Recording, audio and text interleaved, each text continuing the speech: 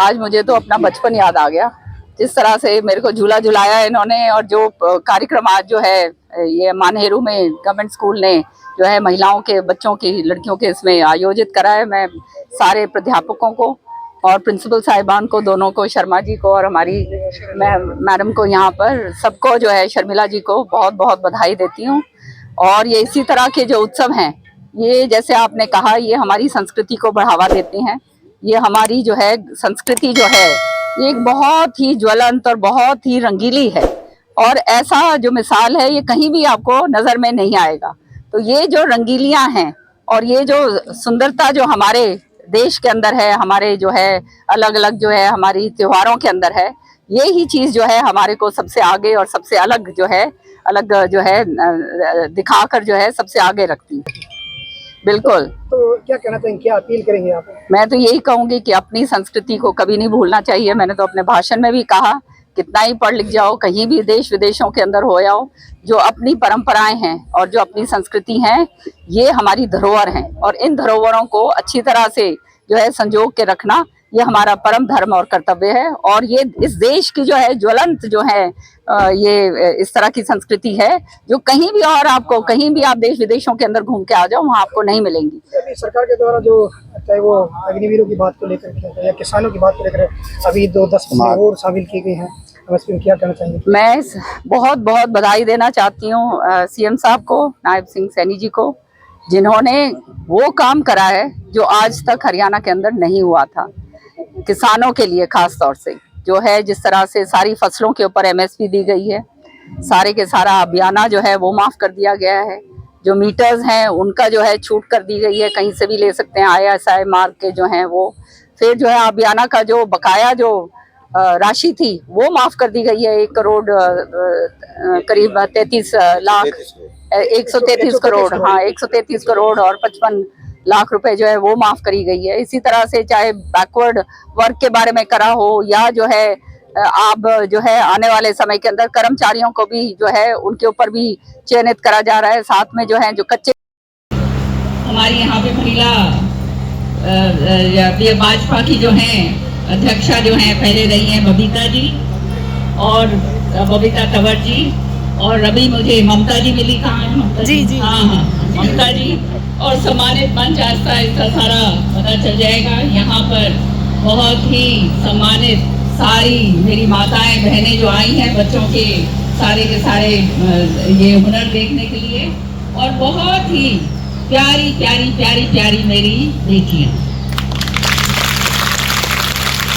बहुत अच्छा लगा मुझे यहाँ पर आकर। मेरे पास फोन आया नवीन कौशिक जी का और उन्होंने कहा बहन जी आपने यहाँ पर आना है। आज के मेरे प्रोग्राम जो हैं कम से कम 50 से भी ज्यादा मेरे कहा नवीन जी ने, और उनका जो है ये जो संगठन है हरियाली तीज आज मना रहा है। उन्होंने जब ये कहा बहुत ही समाज सेविक का जो है उनका जो है रूपरेखा है, और उन्होंने जब मुझे कहा कि नहीं बहन जी थोड़ी सी देर के लिए आप जाइएगा बच्चियों के लिए, जहाँ बच्चियों का सवाल आता है तो चाहे मुझे रात के 2 बजे, मैंने सोचा जाना जरूर है, तो इसलिए मैं आपके बीच में यहाँ पर आई।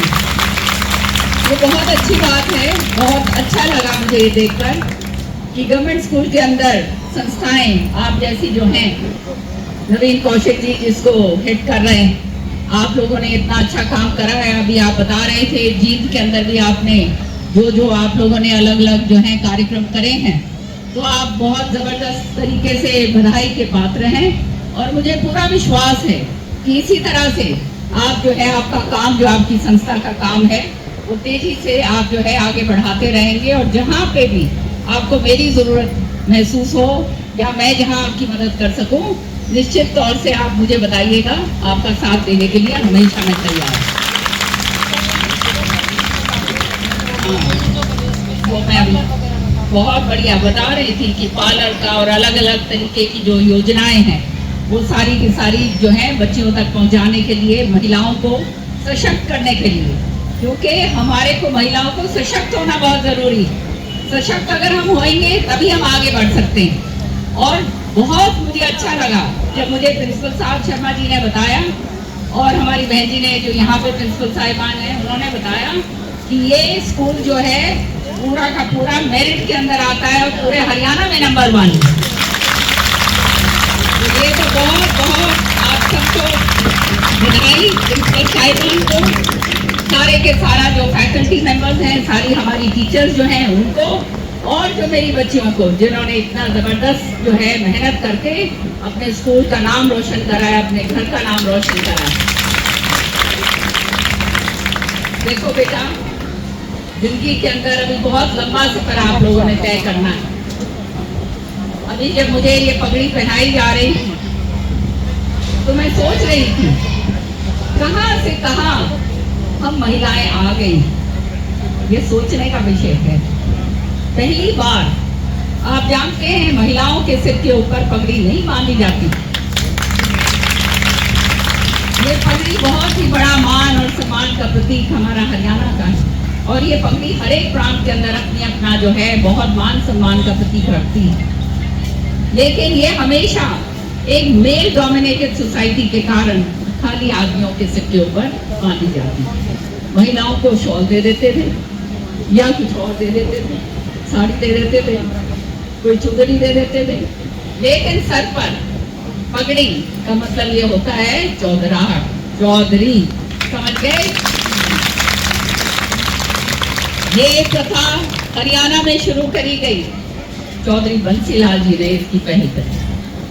आपको मैं बताना चाहती हूँ, हमारा जब परिवार के अंदर कोई सदस्य जाता है, उस समय सुरेंद्र सिंह जी की जब आकस्मिक निधन हुआ तो बेटी एक थी, वो थी श्रुति, और कायदे से जो घर की पगड़ी होती है परिवार की, वो लड़के के सिर पे बनती है। सही बात है या नहीं? लेकिन चौधरी बंसीलाल जी ने उस समय 20 साल पहले ये प्रथा शुरू करी कि नहीं, मेरी उत्तराधिकारी मेरी होती है और उसके सिर के ऊपर मेरे मान सम्मान की पगड़ी बंधी।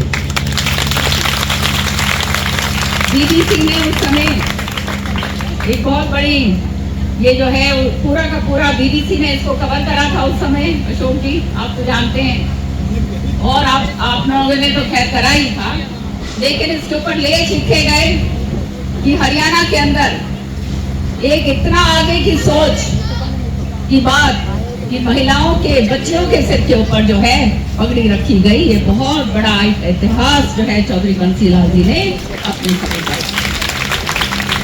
और अब ये जो मान सम्मान की पगड़ी है इसकी लाज रखना हमारा काम।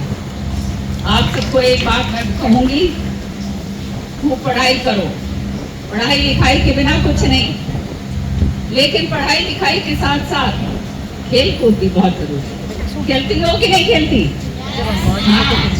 पढ़ाई लिखाई अच्छी करोगी तो ये याद रखना, अंग्रेजी में कहावत है the sky is the limit.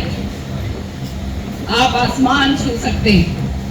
हमारे माँ बाप ने अच्छी शिक्षा हमारे को दी, जिसके कारण मैं वकील बनी। सुप्रीम कोर्ट के अंदर 10 साल मैंने वकालत करी। लंदन के अंदर मेरी वकालत जो है, मेरा दफ्तर था। ये किस लिए कर पाई मैं? केवल इसलिए कर पाई क्योंकि मेरे को मेरे माँ बाप ने अच्छी शिक्षा दी और मैंने पढ़ाई लिखाई की। आज शुभ कर्म होता है।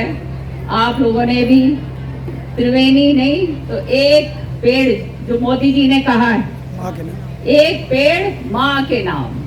तो माँ सबसे प्यारी है या नहीं है? बताओ, है ना? तो हाथ खड़े करके बताओ, हर एक बच्ची एक पेड़ माँ के नाम लगाएगी नहीं लगाएगी? लगाओगे, शाबाश। हाँ, और पेड़ लगाकर, एक पेड़ लगाकर और फिर उसकी देखभाल भी करनी है, क्योंकि जैसे तुम बड़ी होगी उसी तरह से पेड़ भी बड़ा होगा।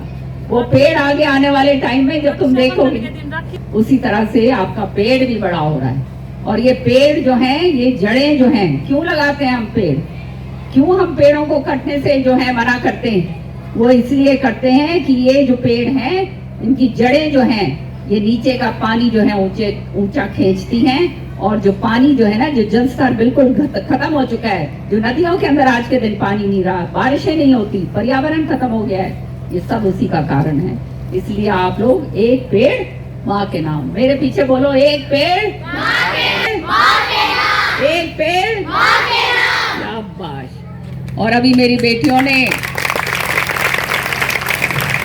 मैं बधाई देता हूं, मान लेना।